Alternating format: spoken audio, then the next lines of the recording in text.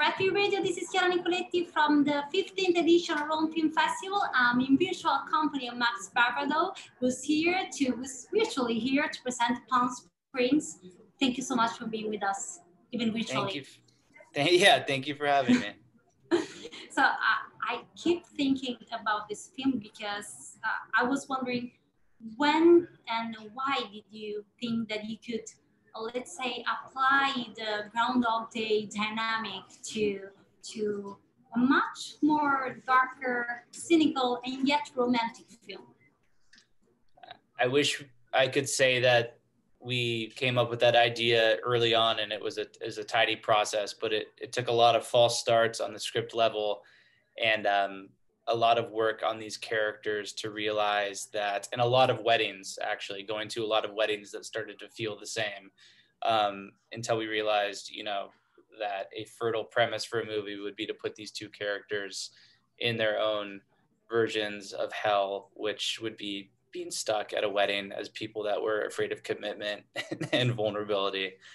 So it was a very organic process with Andy Ciara, the screenwriter, who's an old friend, and we went to film school together, and it was just us in a room trying to make each other laugh and kind of giving each other, acting as each other's therapists. The movie was kind of in the writing of it, at least, an act of creative therapy after, a lovelorn wedding season.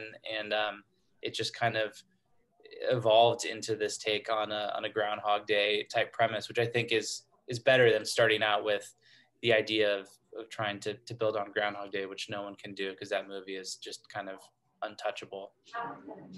But while I was watching it, I thought, well, why wasn't it done before?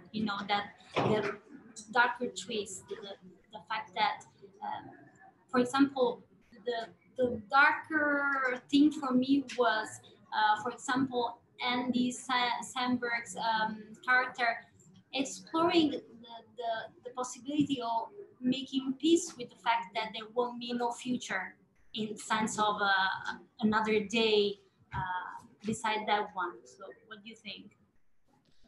Yeah, I mean, it was it came from the gut, like I was saying. It was really about figuring out who these characters were, and then I think just sensibility wise, I'm attracted to stuff that feels a little different, or at least when I'm trying to make something, it's how can this feel different or fresh? Why does this need to exist? So it was about creating a character that was cynical and then found redemption through love, which I think is a nice journey there. And then also, if you're going to do the time loop thing, how can we do that and make it interesting?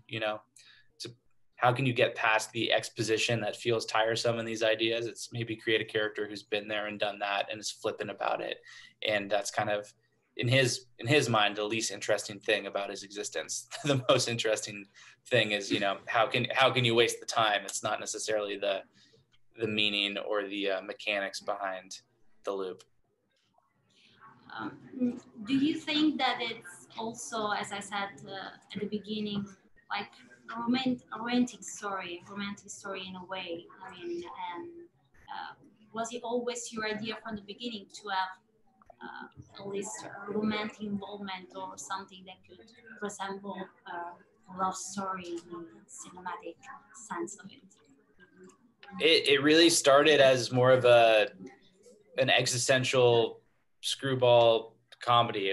We like to joke that it was our darkly comic version, or absurd version of Leaving Las Vegas. Was like the first version of the story, where it was just this Niles character going out to Palm Springs to party to death, and then along the way he would meet these Jungian archetypes. It was what the script was kind of structured on, and kind of find a meaning in life. There was no loop, but a lot of those characters made it in to the movie, like the Roy character, and the Daisy character, and the June Squibb character, Nana, kind of made their way into that wedding party. But it took going to a lot of weddings through the time of the development that all started to feel the same.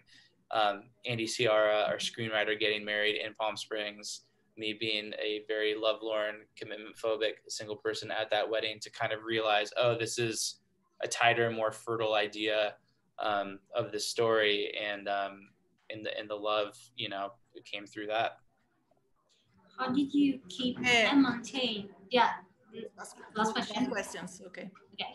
How did you keep the balance? I mean, there are some very, I don't want to say sad, but very serious scenes, like the one with Andy Samberg and J.K. Simmons talking about the future, and some more very comedic ones. So how did you stay balanced? It was always about I mean, that's the tone that I love, and the tone that we're after. We always said it should feel like, you know, you have one foot in the grave and another foot on a banana peel, and you could kind of ideally swing between the two tonalities, but you just play it straight and find the human emotion in it and the truth. And if you're lucky enough to have amazing actors like Andy Samberg and J.K. Simmons, those moments can work. Thank you so much, Max Barbakow, for being with us and talk about Palm Springs. Thank you. Thank you for having me. Ciao. And this is Chiara Nicoletti from Roma International Film Festival for Fred, the Festival Insider.